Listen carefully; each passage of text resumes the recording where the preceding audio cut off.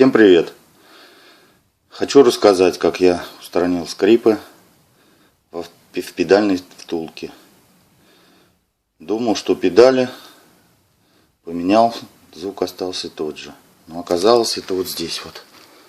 То есть вот здесь стоит заглушка. Ее снял. И вот здесь вот болт. По-моему, на 14. Он был как бы раскручен на полоборота. Вот закрутил его.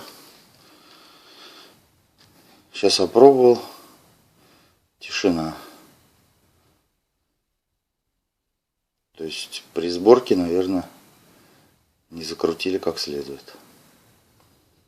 Всем спасибо.